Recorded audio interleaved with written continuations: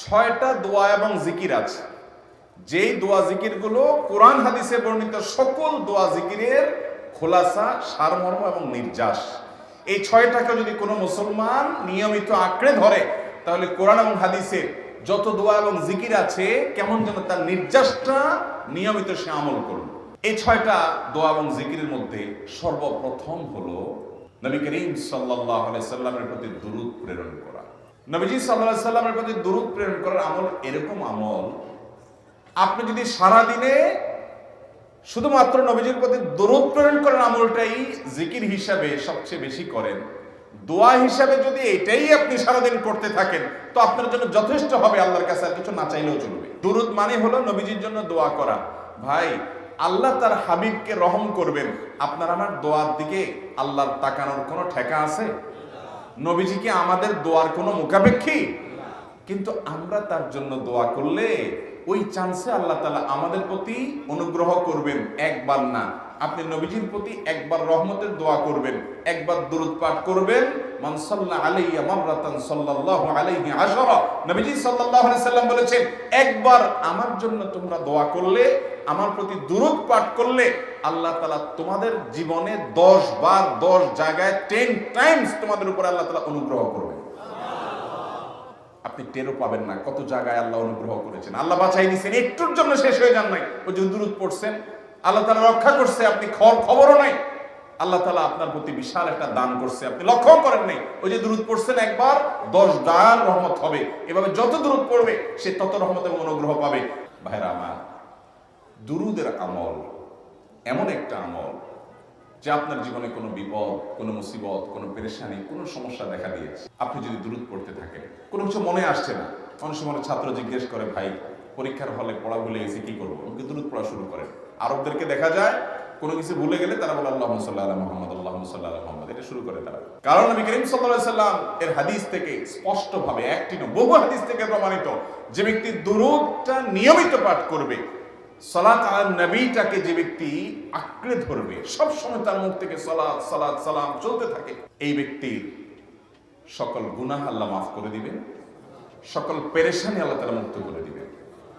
ভাইরা আমার, দুরূদের আমলটা এত গুরুত্বপূর্ণ আমল, এটা আমরা করি এখন। অনেকে আছেন যে আনুষ্ঠানিকতা যখন থাকে দুরূদের, মিলাদের, তখন একটু সালাত আলা নবী যেভাবে করেন। আর বাকি অনেকে আছেন যেগুলো করারও কোনো খোঁজ খবর নাই। দুরূদ বেশি বেশি করে পাঠ করবো তো ইনশাআল্লাহ। সবচেয়ে শ্রেষ্ঠ দুরূদ, সবচেয়ে উত্তম দুরূদ হলো দুরূদ ইব্রাহিম, যেটা নামাজে পড়েন।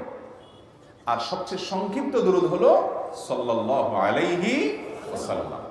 এছাড়া নবীজির প্রতি দোয়ামূলক যে কোনো দুরূদই আল্লাহর কাছে গ্রহণযোগ্য হতে পারে, যদি দুরূদের অর্থের মধ্যে, কথা বলার মধ্যে খারাপ কিছু না থাকে। তাহলে 6টা দোয়া হলো কোরআন হাদিসের শত শত সহস্র দোয়ার নির্যাস এবং খোলাসা। তার 1 নম্বর হলো দুরূদের আমল। অতএব দুরূদের আমল বেশি বেশি করবো না ইনশাআল্লাহ। ইস্তেগফার, এটাও বেশি বেশি করতে হবে।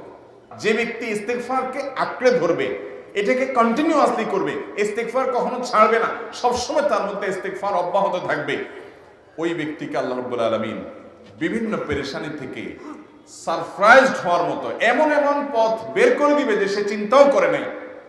তার পেরেশানি থেকে মুক্তির পথ আল্লাহ তাআলা দেখায় দিবেন। ইস্তেগফার কিভাবে করবেন ভাই? ইস্তেগফার এমন একটা আমল, এটা ছাড়া তো আমাদের উপায় নেই ভাই। ইস্তেগফার আমাদের দুনিয়ার পেরেশানি দূর করবে, আখিরাতের পেরেশানি দূর করবে। দুনিয়ার পেরেশানি, আমাদের বিপদ আপদ মুসিবত, এগুলো, রিজিকের অনটন অভাব, এগুলা। আর আখিরাতের পেরেশানি হলো আমাদের পাপ গুনাহ, এগুলা। রুটি রুজি নাই, চাকরি নাই, ইনকাম নাই, ব্যবসা খারাপ যাচ্ছে, পেরেশানি হচ্ছে, ইস্তেগফার ধরো, কি হবে? 1 নম্বর লাভ হলো আল্লাহ মাফ করে দিবেন গুনাহ। ইউরসিলিস সামা আলাইকুম মিদরারা, যাতে ফসল ভালো হয়, রিজিক ভালো হয়, সেই ব্যবস্থা আল্লাহ করবেন। ওয়ায়ুমদিদুকুম বিআমওয়ালিন ওয়া বানিন, ছেলে মেয়ে হয় না অথবা ভালো ছেলে মেয়ে নাই, আল্লাহ তাআলা নেক সন্তান দিয়ে তোমাকে শক্তিশালী করবেন, সম্পদ দিয়ে শক্তিশালী করবেন।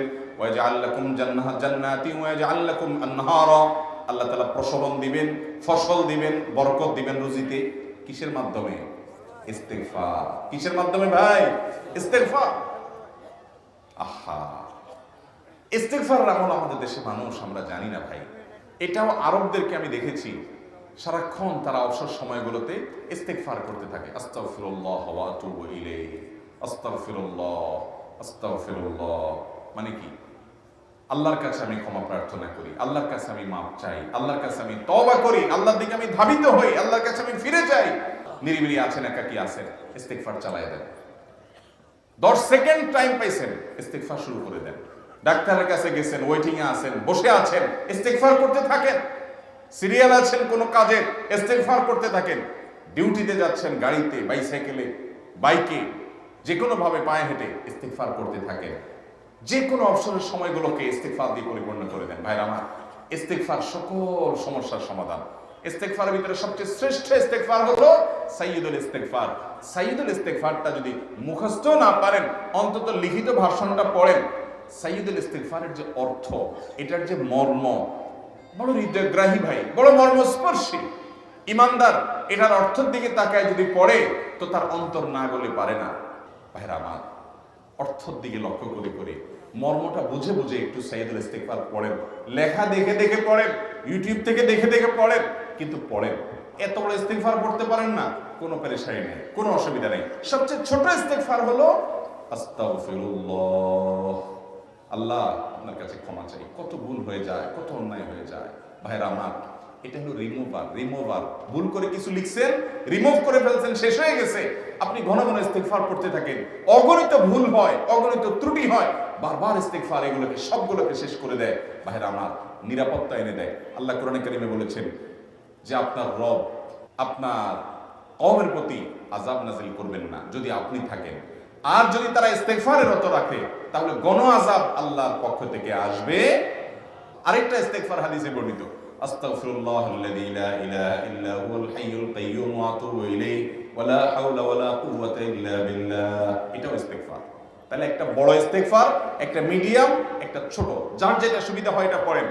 বড়টা হলো সাইয়্যিদুল ইস্তেগফার, সবচেয়ে শ্রেষ্ঠ ইস্তেগফার, যেটা হাদিসে বর্ণিত হয়েছে।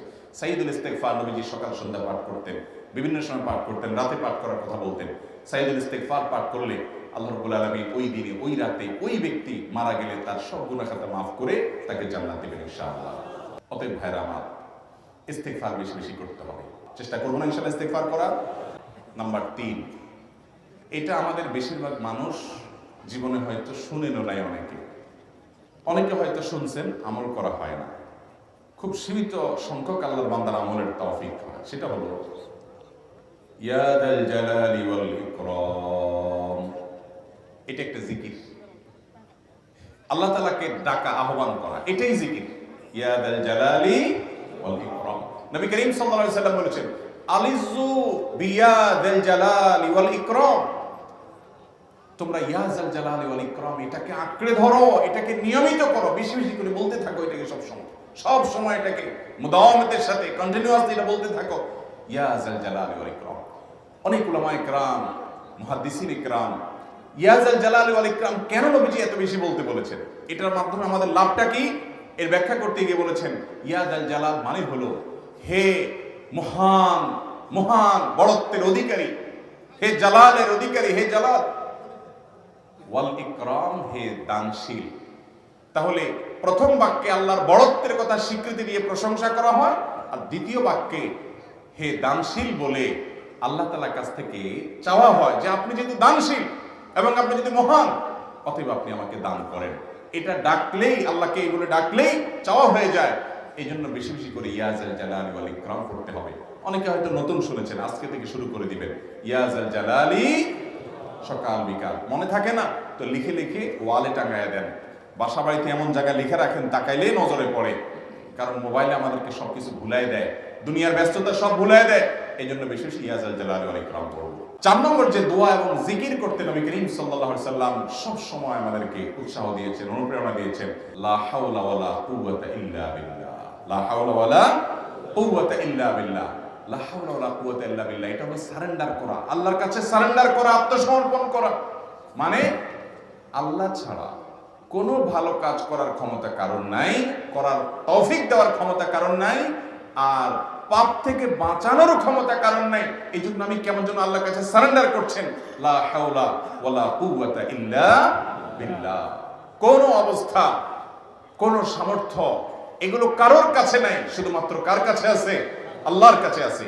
এই অর্থ বুঝে আপনি লা হাওলা ওয়ালা কুওয়াতা ইল্লা বিল্লাহ বেশি বেশি পাঠ করবেন। নবী করিম সাল্লাল্লাহু আলাইহি সাল্লাম বলেছেন, তোমাদেরকে কি আমি জান্নাতের একটা ভান্ডারের খোঁজ দেব, খবর দেব, যেটা জান্নাতের ভান্ডার, সওয়াব টওয়াব না, সাধারণ অল্প স্বল্প সওয়াব না, পুরো জান্নাতের ভান্ডারের সন্ধান দিয়ে দিব। সাহাবায়ে কেরাম তো চাইতেনই সেটা। নবীজি সাল্লাল্লাহু আলাইহি সাল্লাম তখন বলেছেন যে লা হাওলা ওয়ালা কুওয়াতা ইল্লা বিল্লাহ, এটা হলো কানজুম মিন কুনুজিল জান্নাহ, জান্নাতের ভান্ডার সমূহের মধ্যে থেকে একটা বড় ভান্ডার হলো লা হাওলা ওয়ালা কুওয়াতা ইল্লা বিল্লাহ। অতএব এই আমলটাও বেশি বেশি করবেন। 5 নম্বর আমল হলো দোয়া ইউনুস। দোয়া ইউনুস জানা আছে তো? লা ইলাহা ইল্লা আনতা সুবহানাকা ইন্নী কুনতু মিনাজ জালিমিন।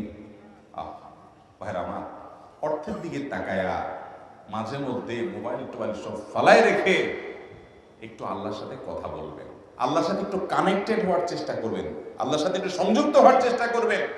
ডিসকানেক্টেড তো পুরো লাইফটা কাটাই দিলেন, একটু কানেক্টেড হওয়ার চেষ্টা করেন। প্রতিদিন কিছু সময় বসে একটু জিকির করেন, চলতে ফিরতে একটু আল্লাহকে সময় দেন। আপনি উপকৃত হবেন, আপনার কল্ব জিন্দা হবে, আমল নামা সওয়াবে পরিপূর্ণ হবে। লা ইলাহা ইল্লা আনতা সুবহানাকা ইন্নী কুনতু মিনাজ জালিমিন। অর্থের দিকে তাকান, কত মর্মস্পর্শী। লা ইলাহা ইল্লা আনতা, আল্লাহ আপনি ছাড়া কোনো সত্যিকারের মাহবুদ নাই, উপাস্য নাই। সুবহানাক, আপনি পবিত্র, আমি আপনার পবিত্রতা জ্ঞাপন করছি।